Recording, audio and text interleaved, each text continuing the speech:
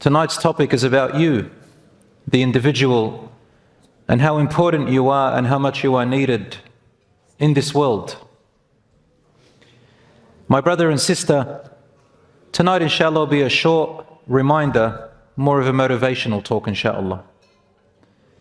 And what I want to remind you about, and myself, is how valued you are as an individual to Allah subhanahu wa ta'ala, and how Allah did not create you into this world by mistake, and that you are purposefully and deliberately chosen right from the moment you were as small as an atom or nothing to be mentioned, for you to be born. Men and women, male and female, boy or girl, every single one of you, Allah chose and valued you to be here. And at the same time, He chose you for this honorable test. A believer trusts in Allah subhanahu wa ta'ala always and thinks well of Allah.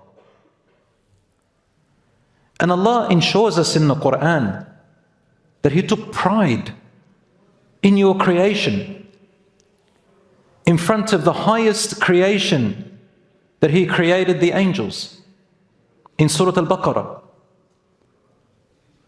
Allah tells them, إِنِّي جَاعِلٌ فِي الْأَرْضِ خَلِيفَةً, I'm going to create on earth an important being, a vicegerent, someone who takes over a task on behalf of a sovereign.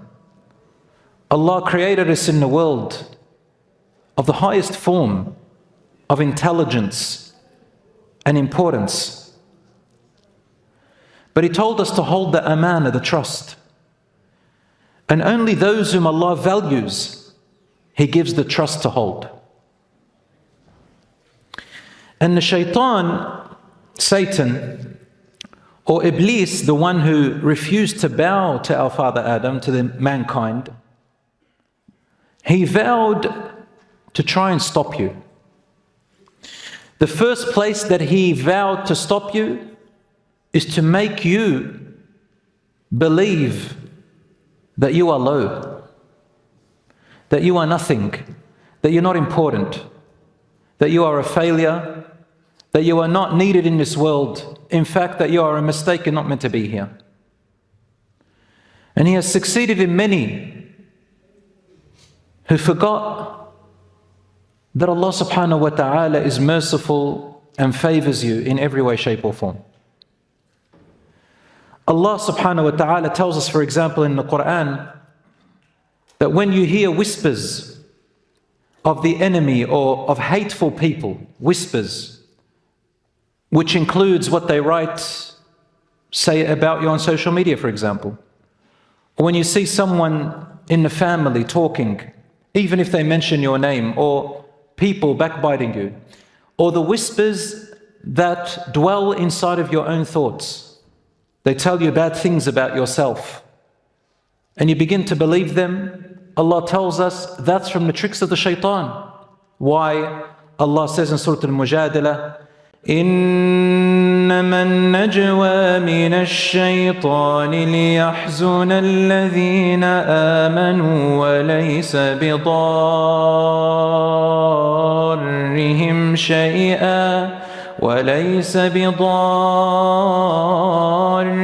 شيئا إلا بإذن الله وعلى الله فليتوكل المؤمنون. Whispering, referring to seeing haters whispering and your own mind's negative whispering about yourself, is an act of Satan, one that aims at causing grief to the believers. Yet without Allah's leave, no harm can be caused to you from them or from the Shaitan. So in Allah should the believers put all their trust.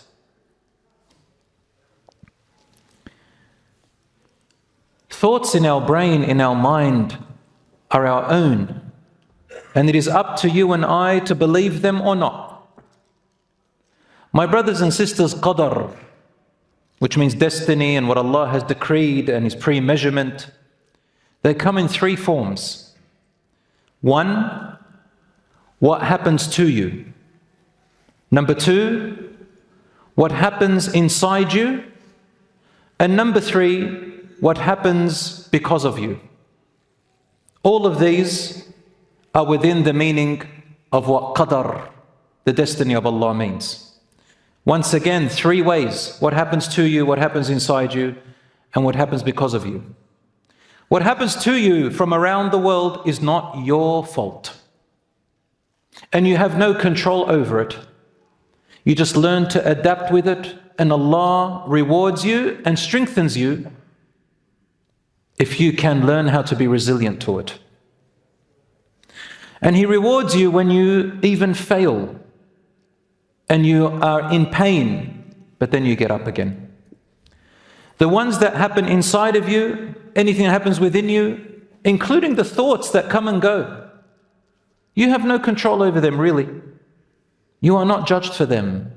And again, Allah rewards you for your worries, your stresses that come to you, your traumas that you may have inherited or have happened to you from a young age, depending on your environment or the way you were brought up or what happens to you, your sadnesses, your griefs, that pain and hurt, you can't control that. But Allah rewards you for persevering through it as well. As for what happens because of you, it means they are the things you have a choice in doing or not doing. And that is what Allah subhanahu wa ta'ala looks at. Your choices. How you want to react. Yes, they are a test, but they are also tests that are within your capacity. And that is the meaning of لا يكلف الله نفسا إلا وسعها. Allah does not burden anybody or hold them accountable for more than their capacity. Anything that happens to you, what is within your capacity? So don't overwhelm yourself when you don't need to, and don't blame yourself when you're not to be blamed. But the actions that you do, try your best in choosing the right action, but you're going to make wrong actions. So what do you do about the wrong actions? You repent and you fix and replace it with something better. You will continue to make mistakes. And anybody who tells you don't make mistakes is a liar. And anyone who thinks that they're supposed to be perfect, you're a liar. There is no such thing as a perfect being. Only Allah subhanahu wa ta'ala is perfect, and only His messengers and prophets are perfect in the message that they deliver to us. But as humans, they also falter as humans, meaning that they sometimes may get frustrated, sometimes they get sad, and so on. Only Allah is perfect. So my brothers and sisters, Islam, the Quran, the prophets came to make life better for you, not worse. And in the deen, sometimes people may take it in the wrong way and may cause it as a burden to you by teaching you or demanding the wrong teachings of Islam. There are people out there who use the deen for their advantage and make you feel guilty. But the deen does not belong to any individual. You can be a leader of yourself in learning your deen, and you don't have to let others dictate what is right and wrong on their terms. You can learn the Quran and the Sunnah and learn it from the people who are knowledgeable and wise and are God-fearing, can tell from their signs, inshallah. My brothers and sisters, I want you to think about this. The ummah in this world is suffering. It is suffering because of its incapacitation. And we see the suffering of our brothers and sisters in Gaza. We see the suffering of our brothers and sisters elsewhere.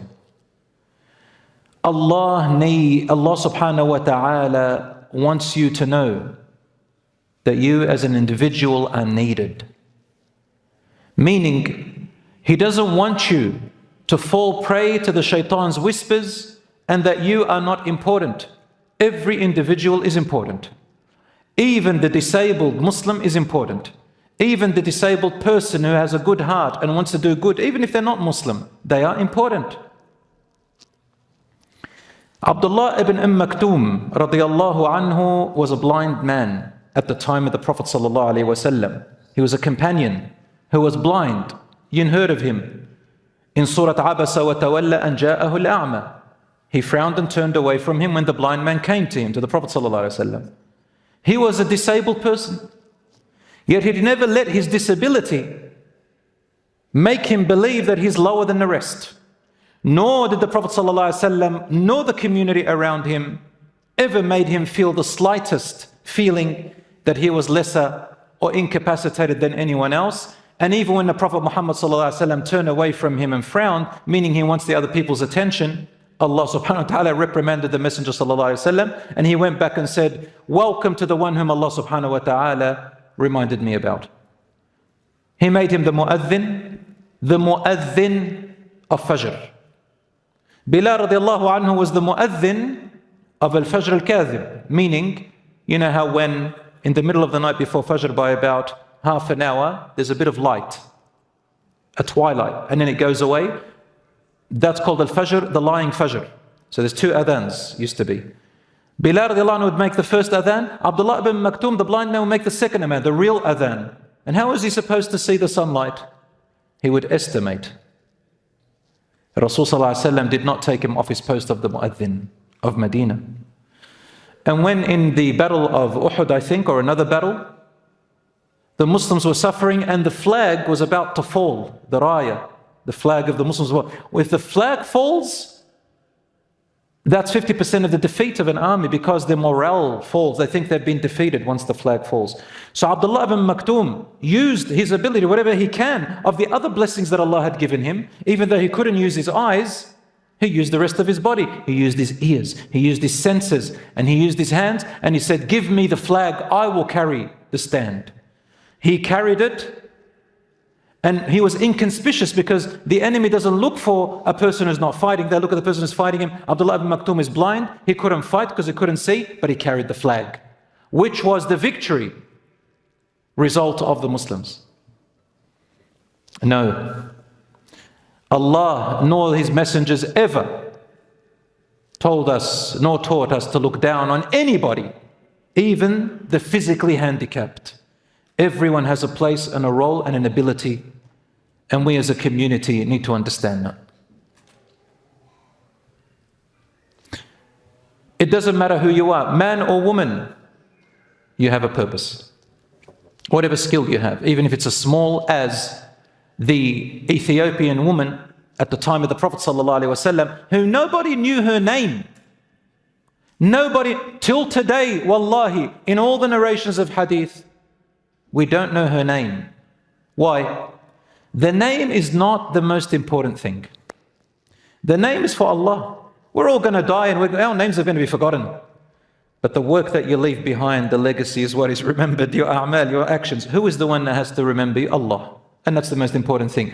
Allah says in the Quran, in Surah Al-Munafiqun, that He writes your name في عليين كلا إن كتاب الأبرار لفي عليين وما أدراك ما عليون كتاب مرقوم يشهده المقربون. Behold, without a doubt, those who do righteous actions and are of piety, their name and their mention is in the highest records. And what would you know of what the highest records are? They are in the highest places. The most highest of His creation witness it and look at it. Imagine the angels reading your name, although the people in this world may not know your name. Isn't that what you want? That Ethiopian woman was not known what her name is, but she used to clean in the masjid. Just pick up little things in the masjid. When she died, they buried her in the middle of the night. Because of the hot weather in that place, they didn't have mortuaries, they didn't have fridges, they didn't have all that stuff. Before the body decays, it was honorable to bury them so that they can bury them while being preserved. That's an honor for the human body. When the Prophet ﷺ arrived at Fajr, he noticed something different, Immediately he clicked. Rasul sallallahu alaihi wasallam was very sensitive. He knew all the people around him. Where is that woman? The lovely woman who cleans the masjid said, Wallahi ya Rasulullah, she died and we buried her last night. He got frustrated. He said, I told you to tell me. He said, Ya Rasulullah, you were asleep. We didn't want to bother you. He said, take me to her grave. Don't you know that my dua reaches them and that it enlightens and brightens their graves, meaning wherever they are. He went to her grave, out of his way to make dua for her, sallallahu alayhi wasallam. So my brothers and sisters, I can keep going on and on. But what matters now is that the shaitan, he knows this. But he'll come to each and every one of your minds and tells you, you are a loser. You're not wanted, you're not important, you're a mistake. Look at your parents, look at your friends, look at your job, look at your money, look at the people around you, look at your reputation, look at your body, look at you, look at your weight, look at your children, look. And he makes you focus with your brain on everything that's going wrong. لِيَحْزُنَ الَّذِينَ آمَنُوا, in order to cause grief and sadness upon those who believe, because sadness and grief debilitates you. But Allah subhanahu wa ta'ala reminds us over and over again in the Quran about the blessings which He gave you. وَآتَاكُم مِّن كُلِّ مَا سَأَلْتُمُوهُ وَإِن تَعُدُّوا نِعْمَةَ اللَّهِ لَا تُحْصُوهَا. And He gave you from everything that you can ask. And if you were to try to count, you sat down and you really thought deliberately about every blessing that is surrounding you, you will not be able to count it if you really and seriously gave it thought. And then Allah subhanahu wa ta'ala says, إِنَّ الْإِنسَانَ لَظَلُومٌ كَفَّارٌ. Man is often unjust, doesn't give due justice to the blessings that is surrounding them and to the value that Allah gave them. You want to insist that you are unblessed? That's what Allah is telling you. You want to insist that you are unblessed? I'm telling you, I gave you all this. And yet you want to insist that you're unblessed? You are blessed. Kafar, meaning excessively in denial. No. For Allah subhanahu wa ta'ala gently reminds you and tells you how important you are. And my brothers and sisters, if you do not feel that, if you do not believe that, if you do not trust in Allah in that, the ummah will continue to suffer.